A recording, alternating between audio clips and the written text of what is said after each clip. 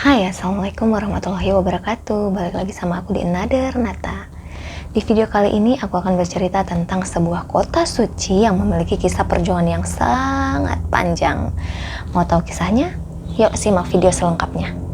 Pada suatu masa sebelum zaman kenabian hingga sekarang, ada sebuah tempat suci yang tidak pernah sepi dari perebutan.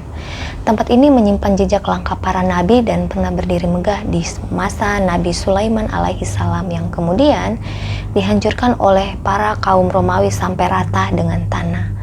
Tempat ini juga pernah menjadi kiblat utama umat muslim sebelum akhirnya dipindahkan ke Ka'bah. Tempat itu yang sampai sekarang kita kenal dengan nama Masjid Al-Aqsa. Nah, Masjid Al-Aqsa ini adalah sebuah masjid yang menjadi saksi dari perjalanan para nabi, simbol kesucian, keimanan, dan juga perjuangan yang tidak pernah padam. Menariknya, kota ini berdiri sejak ribuan tahun sebelum Masehi dengan ukiran sejarah yang panjang di tangan bangsa yang berbeda-beda. Masjidil Aqsa atau yang lebih dikenal dengan sebutan Masjid Al-Aqsa. Pada zaman itu, masjid ini merupakan bangunan sederhana yang dipakai hanya untuk bersujud kepada Allah Subhanahu wa Ta'ala. Nama Masjid Al-Aqsa ini baru dipakai di zaman Rasulullah Shallallahu Alaihi Wasallam, tepatnya saat Allah menyebutnya dalam Quran surat Al-Isra ayat 1, di mana pada saat itu Rasulullah sedang melakukan perjalanan dari Masjidil Haram ke Masjidil Aqsa. Sebelum masa Islam, orang-orang menyebut kawasan ini dengan sebutan yang berbeda-beda. Di zaman Nabi Adam dan Nabi Daud alaihi salam, tempat ini hanya disucikan saja tanpa pemberian sebutan khusus. Tapi di zaman Nabi Sulaiman alaihi salam sampai sebelum Islam, tempat ini disebut dengan Baitul Maqdis atau Al-Quds, dan barulah saat masa Islam tempat ini diberi nama Al-Aqsa. Masjidil Aqsa terletak di Al-Quds atau yang disebut dengan Yerusalem. Kota Al-Quds ini berdiri sekitar 3.500 tahun sebelum Masehi dan merupakan salah satu kota tertua di dunia. Kota ini disebut dengan nama Al-Quds yang berarti suci karena kota ini disinggahi oleh banyak nabi. Mulai dari Nabi Adam, Nabi Ibrahim alaihissalam, Nabi Daud alaihissalam hingga Nabi Sulaiman alaihissalam. Fondasi dari Masjid Al-Aqsa ini dibangun sejak zaman Nabi Adam alaihissalam. Lalu berabad-abad kemudian Nabi Ibrahim alaihissalam bersama putranya Nabi Ismail alaihissalam membangun tempat ini supaya lebih layak digunakan sebagai tempat ibadah. Selang beberapa masa kemudian Nabi Daud alaihissalam menjadikan Al-Quds sebagai pusat kerajaan beliau. Di masa ini Nabi Daud alaihissalam tetap memelihara kawasan Al-Aqsa sebagaimana nabi-nabi pendahulunya. Setelah Nabi Daud wafat, tahta dari kerajaan beliau dilanjutkan dengan putra beliau, yaitu Nabi Sulaiman alaihissalam. Di masa Nabi Sulaiman alaihissalam, kawasan ini dibangun dengan begitu megah yang disebut dengan Baiat Al-Maqdis. Pada masa Nabi Sulaiman alaihissalam, tempat itu berfungsi sebagai tempat untuk mengajak rakyat beribadah kepada Allah Subhanahu wa Ta'ala. Di masa ini juga kota ini indah, makmur, rakyatnya hidup rukun, kerajaannya kaya raya, dan di masa itu juga dikenang sebagai puncak kejayaan kota Al-Quds. Tapi masa kejayaan itu tidak berlangsung lama karena setelah Nabi Sulaiman alaihissalam wafat, muncullah konflik internal kerajaan hingga akhirnya kota ini menjadi rebutan dari bangsa-bangsa lain. Bangsa Persia, Babilonia, Yunani, dan berakhir di tangan bangsa Romawi.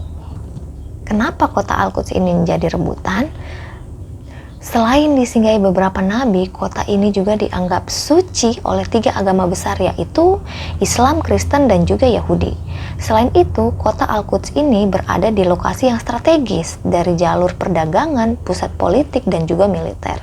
Itulah mengapa bangsa-bangsa besar sejak zaman dahulu berebut ingin menguasai kota ini. Saat kota Al-Quds dikuasai oleh bangsa Romawi, rakyat Al-Quds berusaha bangkit dari keterpurukan dan melakukan perlawanan. Biasanya mereka akan berkumpul di Masjid Al-Aqsa untuk menyatukan kekuatan. Bangsa Romawi yang mendengar hal itu menjadi marah, kemudian menghancurkan Masjid Al-Aqsa atau Baiat Al-Maqdis sampai rata dengan tanah agar rakyat Al-Quds tidak lagi memiliki tempat untuk menyatukan kekuatan.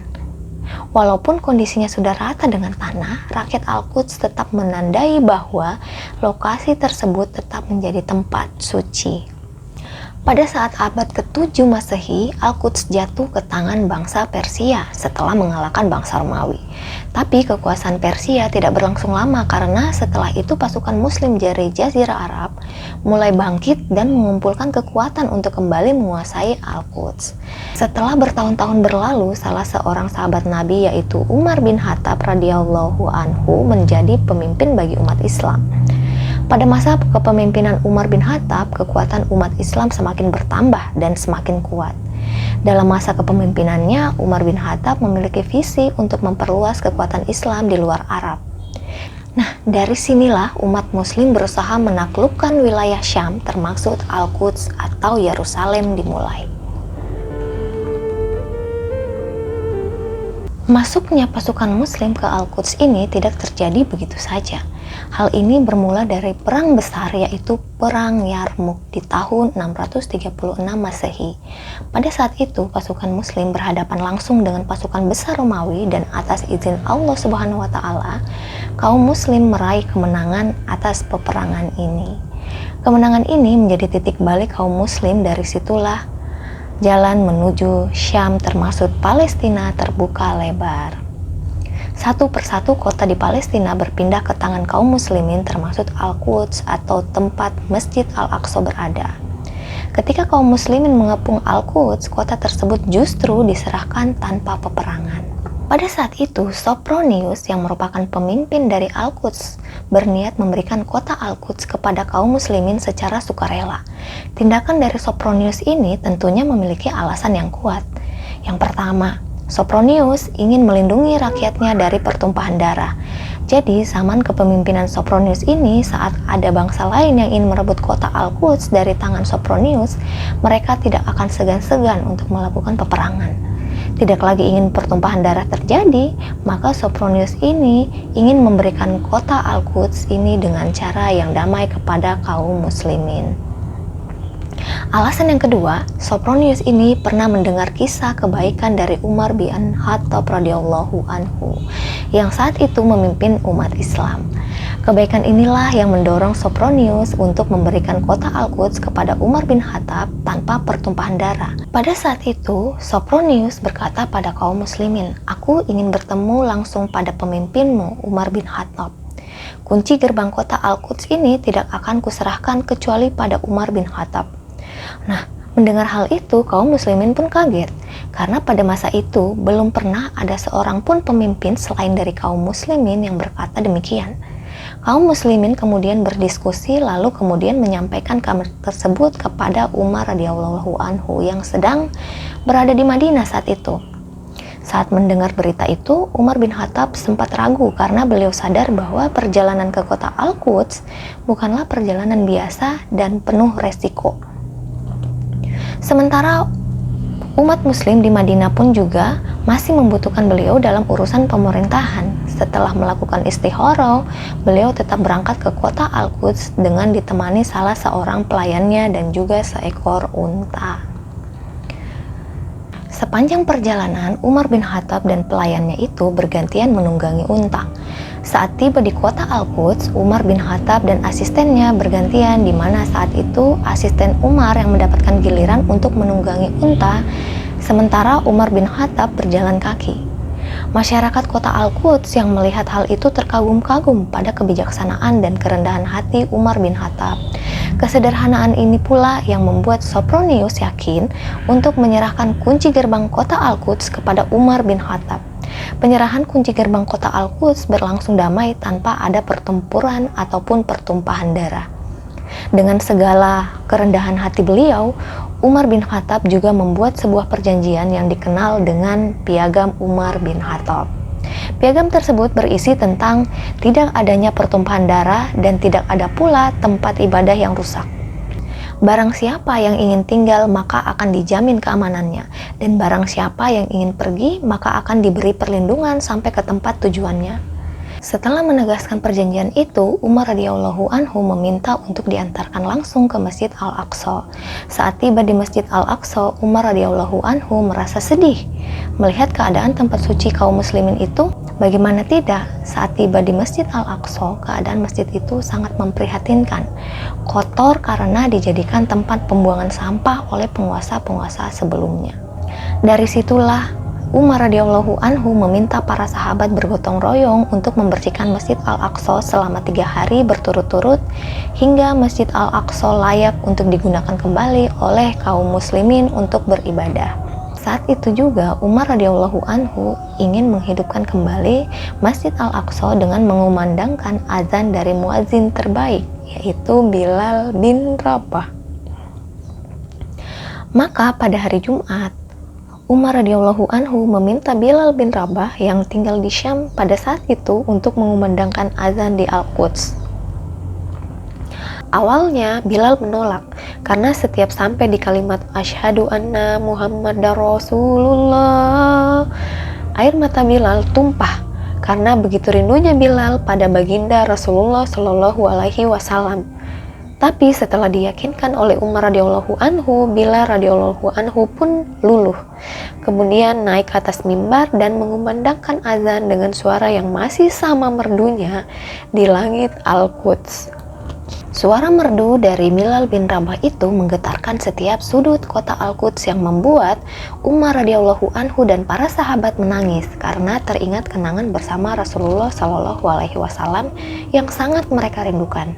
Momen langka dari merdunya suara azan Bilal bin Rabah mampu membakar semangat generasi berikutnya di kota Syam agar selalu menjaga dan melestarikan tempat suci itu.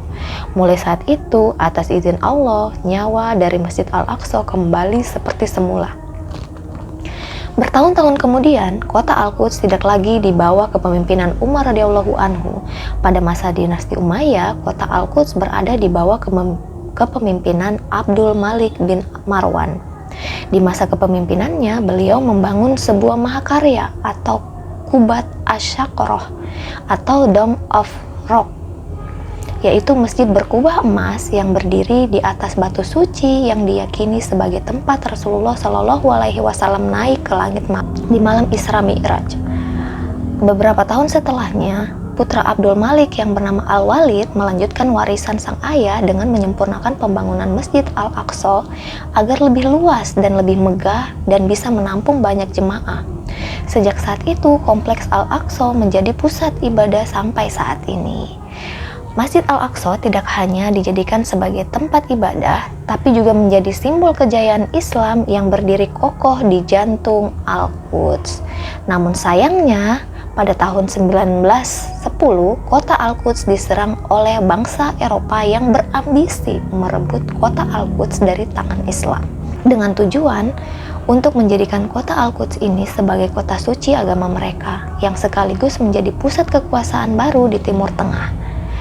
Ketegangan itu semakin memuncak sehingga terjadilah pertempuran besar antara pasukan Muslim dengan bangsa Eropa yang dinamakan dengan Perang Salib. Setelah pertempuran sengit, akhirnya pertempuran itu dimenangkan oleh bangsa Eropa.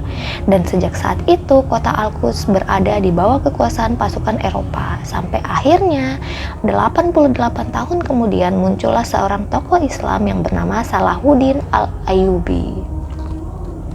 Beliau bukan hanya panglima, tapi juga tokoh pendiri dinasti Ayyubiyah yang berhasil menyatukan kota Mesir, Syam, Hijaz, dan juga Yaman. Dengan kekuatan yang beliau miliki, Salahuddin Al-Ayyubi berhasil memenangkan perang melawan pasukan Eropa hingga Al-Quds kembali lagi ke tangan umat Islam. Di masa kepemimpinannya, Salahuddin Al-Ayyubi memperlakukan masyarakat kota Al-Quds dengan damai tanpa adanya pertumpahan darah. Hal ini yang membuat Salahuddin Al-Ayyubi dikenal sebagai pemimpin sejati oleh masyarakat Al-Quds. Lalu beberapa tahun kemudian dinasti Ayyubi yang dipimpin oleh beliau mulai melemah. Di masa inilah kota Al-Quds jatuh ke tangan dinasti Mamluk dari Mesir. Lalu pada tahun 1517 Masehi, kota Al-Quds jatuh ke tangan dinasti Turki Utsmani setelah berhasil menaklukkan dinasti Mamluk. Jadi memang kota Al-Quds ini adalah kota yang sangat diperebutkan ya teman-teman.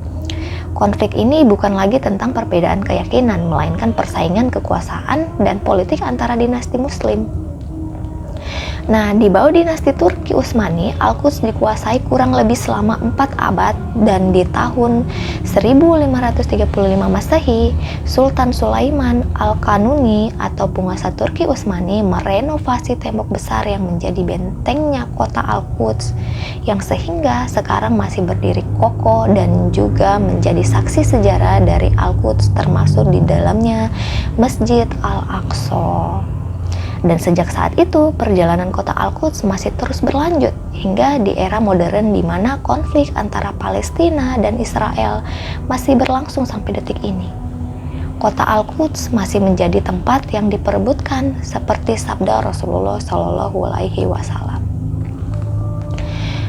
Jadi itulah tadi sejarah panjang dari peristiwa Masjidil Aqsa yang berlokasi di kota Al-Quds atau Yerusalem. Bahkan hingga sekarang kota ini masih menjadi area konflik yang kita semua tahu antara rakyat Al-Quds yang asli dengan bangsa Israel. Dari sekian banyak peristiwa di kota ini, kota Al-Quds tetap menjadi tempat yang sangat istimewa bagi umat Islam. Dan sampai sekarang, rakyat Palestina masih berusaha mempertahankan dan memperjuangkan tempat ini dari pihak-pihak yang tidak bertanggung jawab. Oke teman-teman, sekian dulu video dari aku. Kalau ada informasi yang kurang tepat, langsung aja tambahin di kolom komentar ya. Terima kasih sudah menonton video ini. Wassalamualaikum warahmatullahi wabarakatuh.